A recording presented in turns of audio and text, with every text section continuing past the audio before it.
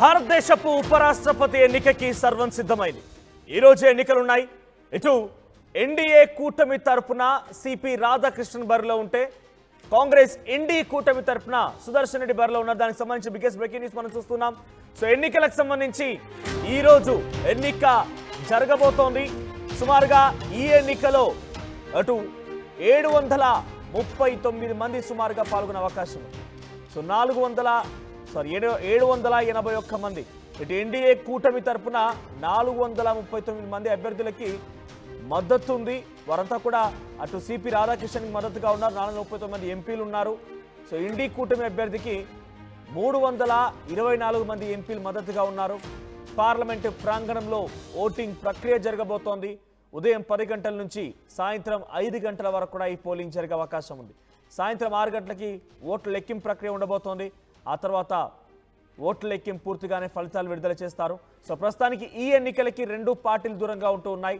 అటు బీఆర్ఎస్ పార్టీకి 4 రాజ్యసభ సభ్యులు ఉంటే బీఆర్ఎస్ దూరంగా ఉంటుంది. బీజేడీ కూడా దూరంగా ఉంటుందని నవీన్ పట్నాయక్ కూడా ఈ ఎన్నికల్లో దూరంగా ఉంటూ ఉన్నారు. సో ప్రస్తుతానికి మొత్తంగా ఈ ఎన్నికలకు సంబంధించి ఆ విజువల్స్ మనం చూస్తూ ఉంటే సో ప్రచార తీర్థులను కూడా చూస్తూ ఉన్నాం. సో సుదర్శన్ రెడ్డి సోనియా గాంధీతో మాట్లాడుతున్న విజువల్ ఒకటి, ఆ తర్వాత పైనే సిపి రాధాకృష్ణన్ బీజేపీ పార్టీ ఎంపీలతో కేంద్ర మంత్రులతో ఆయన కూడా ఒక సమావేశంలో కూర్చొని మాట్లాడుతున్న విజువల్స్ మనం చూస్తున్నాం. సో మరి కాసేపట్లోనే ఉదయం 10 గంటలకల్లా ఎన్నికల ప్రక్రియ మొదలు కాబోతోంది. సో ఇప్పటివరకు జరిగినటువంటి ఈ 10-12 ఏళ్ళ ఎక్కడ కూడా బీజేపీని ఈ స్థాయిలో వాళ్ళు ప్రకటించిన అభ్యర్థిని ఓడించిన దాఖలాలు లేవు. సో గతంలో జగదీప్ ధన్కర్ కానివ్వండి, ఆయన కూడా మెజారిటీ బంపర్ మెజారిటీతో గెలుపొందారు. సో కొన్ని సందర్భాల్లో క్రాస్ ఓటింగ్ కూడా జరిగి ఇటు ప్రతిపక్ష పార్టీ నిలిపినటువంటి అభ్యర్థిని కాకుండా వీళ్ళలో నుంచి కొంతమంది అటువైపు కూడా సహకరించారనేటువంటి చర్చలు కూడా జరిగాయి.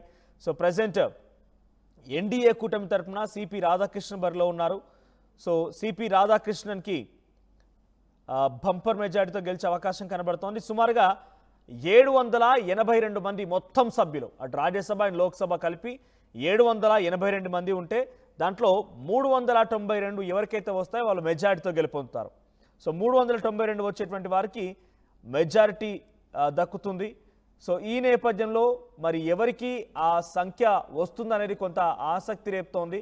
సో మరి ఆ సంఖ్య డెఫినెట్గా చాలా క్రిస్టల్ క్లియర్గా ఎన్డీఏ కూటమి పక్షానే కనబడుతోంది.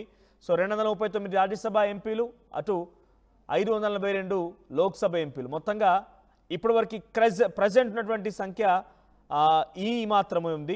సో మరి దీంట్లో ఎవరికి ఎక్కువగా మెజారిటీ వస్తుందో వాళ్ళే గెలుపొందే అవకాశం ఉంది. 770 అనేది మొత్తం ఎంపీలు పోలింగ్ చేసేటువంటి అవకాశం. ఇప్పుడు జరిగేటువంటి ఈరోజు ఎన్నికల్లో 770 మంది పోలింగ్లో పాల్గొంటారు. సో 386 ఎవరికైతే వస్తాయో వాళ్ళు గెలుపొందుతారు. సో ఇటు ఎన్డీఏ కూటమి తరఫున 427 ఎంపీస్ ఉన్నారు. ఇండీకి సుమారుగా 300 పైచీలకు 329 ఓట్లు ఇండీ కూటమి వైపుగా వచ్చే అవకాశం ఉంది. మరి చాలా క్లియర్గా ఇటు సిపి రాధాకృష్ణన్ గెలుపు ఖాయం. కానీ క్రాస్ ఓటింగ్ జరగకపోతుందా, మేము గెలవకపోతామనే ఒక ఆలోచనతో అయితే ఇండీ కూటమి ఉంది. సో సుదర్శన్ రెడ్డి తెలుగువాడిగా, తెలంగాణకు సంబంధించిన వ్యక్తిగా, రిటైర్డ్ జడ్జ్ ఆఫ్ సుప్రీంకోర్టు, ఆయన బరిలో ఉన్నారు. సో ఆయన ఇటీవల కాలంలో లాలూ ప్రసాద్ యాదవ్ని కలవడం కూడా పెద్ద ఎత్తున చర్చనీయాంశంగా మారింది. దాని విషయంలో కూడా బీజేపీ ఎన్డీఏ కూటమి పక్ష నేతలు కొంత ఆగ్రహం వెలగక్కుతున్నారు. సో ఏదేమైనా కొంత ఉత్కంఠ రేపుతోంది. నిజంగా ఏదైనా క్రాస్ ఓటింగ్ జరిగి ఇండీ కూటమి ఆశించిన విధంగా వారికి ఏమైనా సానుకూలత వస్తుందా, లేదంటే సిపి రాధాకృష్ణ ఉపరాష్ట్రపతిగా ఈరోజు సాయంత్రం కాలం డిక్లేర్ చేయబడతారా చూడాలి. మా ప్రతినిధి మధు కూడా సిద్ధంగా ఉన్నారు ఫోన్ లైన్లో. మధు, ఏం జరగబోతోంది, ఎటువంటి సిచ్యువేషన్ నెలకొంది? ఇటు బీఆర్ఎస్ దూరంగా ఉంది, అటు బీజేడీ దూరంగా ఉంది. వైసీపీ కూడా డైరెక్ట్గా అనౌన్స్ చేయకపోయినప్పటికీ వాళ్ళంతా కూడా బీజేపీ స్థానంలో ఉన్నారు కాబట్టి బీజేపీకి తప్పకుండా సహకరించే అవకాశం కనబడుతోంది. ఏదైనా క్రాసింగ్ జరగవచ్చు అంటారా? ఇండీ కూటమి ఆశించే విధంగా ఏదైనా వాళ్ళకు సానుకూలత ఏదో ఒక కొసాన కనబడుతోందా? మొత్తం 781 మంది ఉన్నారు ఇప్పుడు ఈ రోజు ఓటేసేటువంటి దాంట్లో 7 ఒకరు బిజు జనతా దళ అయితే 4 బీఆర్ఎస్ కాబట్టి పోతే 11 పక్కన పోతే 770 మంది ఓటింగ్ లో పాల్గొని ఉన్నారు. 770 దాంట్లో 386 ఓట్లు వచ్చేసి ఆల్రెడీ ఎన్డీఏ వైపు ఆల్రెడీ ఓపెన్ గా సపోర్ట్ చేసినటువంటి ఓట్లు ఉన్నాయి. ఇండీ కూటమికి వచ్చేసి 314 అంటే ఇండీ కూటమికి ఎన్డీఏ కూటమికి సంబంధించినటువంటి సంఖ్య చూస్తే 120కి పైగా 120కి పైగా ఇండియా కూటమి కంటే ఎన్డీఏ కూటమికి ఎక్కువగా ఓట్లు ఉన్నటువంటి పరిస్థితి. సిచ్యువేషన్ అయితే అట్లా లేదు.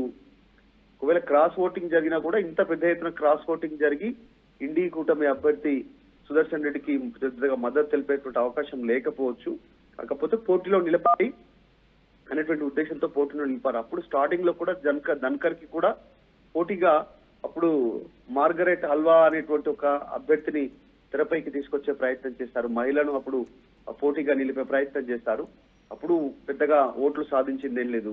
25% ఓట్లు వచ్చాయి దాదాపు. అప్పుడు 74% ఓట్లు దాదాపు ఎన్డీఏ అభ్యర్థికి వచ్చాయి అప్పుడు ఆ టైంలో. ఇప్పుడు కూడా దాదాపు అదే జరిగే అవకాశం ఉంది. అయితే ఇది రహస్య బ్యాలెట్, ఎవరికి విప్పు జారీ చేయాల్సినటువంటి అవసరం లేదు. అంటే ఫ్యూచర్ లో నిజంగానే తక్కువ పరిధి ఏదో 10-15తో ఒకవేళ గేమ్ నడిచేటువంటి అవకాశం ఉంది, గేమ్ చేంజ్ అయ్యే అవకాశం ఉందంటే అప్పుడు మాత్రం క్రాస్ ఓటింగ్ పైన భయం ఉంటుంది. ఇప్పుడు పెద్ద ఎత్తున మద్దతు ఉంది కాబట్టి క్రాస్ ఓటింగ్ పైన భయం లేదు. కానీ ఎవరికైనా ఓటు వేసేటువంటి అవకాశం ఉంటుంది. రహస్య బ్యాలెట్ రూపంలోనే ఓటు ఉంటుంది.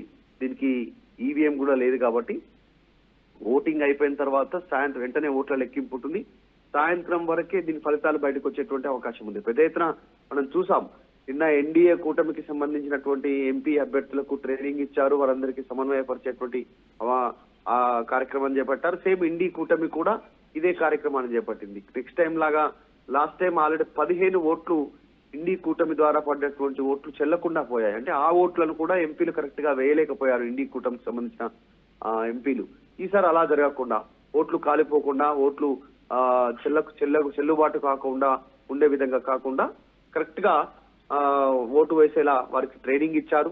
ముఖ్యమంత్రి రేవంత్ రెడ్డి అక్కడే ఉన్నారు, చంద్రబాబు నాయుడు ఆంధ్రప్రదేశ్ ముఖ్యమంత్రి అక్కడే ఉన్నారు. మొత్తం సమన్వయం చేస్తా ఉన్నారు తెలుగు రాష్ట్రాలకు సంబంధించినటువంటి ఎంపీలను. ఆల్రెడీ వైఎస్ఆర్ సిపి ఎన్డీఏకు మద్దతు తెలిపింది. ఎన్డీఏ కూటమిలోనే ఆల్రెడీ చంద్రబాబు నాయుడు ఉన్నారు. అటు బీజేపీ ఆల్రెడీ ఆంధ్రప్రదేశ్ నుంచి వాళ్ళందరూ ఉన్నటువంటి పరిస్థితి. ఇప్పుడు తెలంగాణ నుంచి బీఆర్ఎస్ మాత్రం దూరంగా ఉంది. తటస్థంగా ఉంటామనేటువంటి స్టేట్మెంట్ చేశారు. ఎన్డీఏ కూటమికి మేము వెళ్ళము అనేటువంటి స్టేట్మెంట్. కాంగ్రెస్ ఎంపీలంతా అక్కడికి ఆల్రెడీ హాజరయ్యారు. అసదుద్దీన్ ఓవైసీ నిన్ననే ప్రకటన చేశారు. సుదర్శన్ రెడ్డికి మద్దతు తెలిపారు, ఫోన్ లో మాట్లాడారు.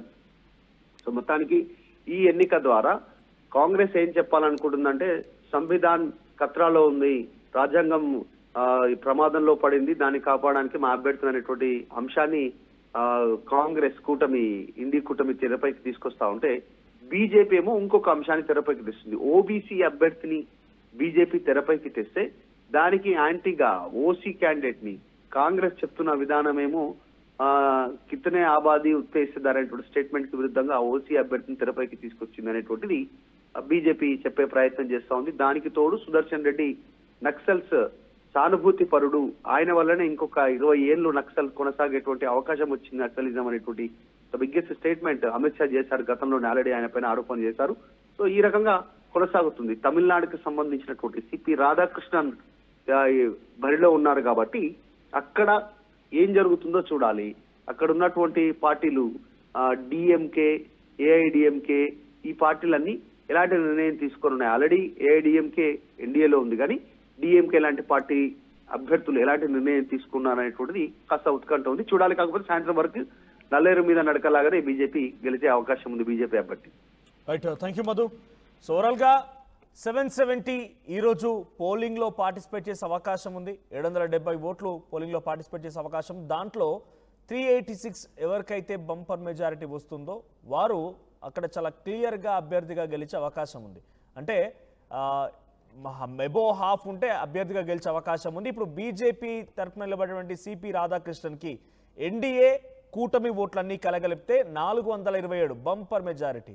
సో అనుకున్న దానికంటే ఎక్కువగానే ఓట్లు పోలవుతున్నా వారికి సంఖ్య కూడా ఉంది. అన్డౌటెడ్గా అది యునామినస్ కావాల్సింది, వారి పోటీ కూడా ఉండకుండా డైరెక్ట్గా ఇవ్వాల్సింది. కానీ ఇక్కడ ఇండి కూటమి తమ అభ్యర్థిని బరిలో నిలిపి ఏదో ఒక అవకాశం దొరకకపోద్దా, ఏదో ఒక పార్టీ సహకరించకపోద్దా, లేదంటే ఎన్డీఏ కూటమిలో ఉన్నటువంటి కొంతమంది ఎంపీలు కూడా క్రాస్ ఓటింగ్ చేసి మాకు సహకరించకపోతారు, రాజ్యాంగాన్ని పరిరక్షించమని చెప్పి మాకు అవకాశం ఇవ్వకపోతారని ఒక ఆలోచనతో ఇండి కూటమి వెళ్తోంది. ఇండి కూటమి తరఫున సుదర్శన్ రెడ్డి బరిలో ఉంటే అటు బీజేపీ తరఫున సిపి రాధాకృష్ణ బరిలో ఉన్నారు. సో ఇండి కూటమికి 324 ఓట్స్ మాత్రమే ఉన్నాయి.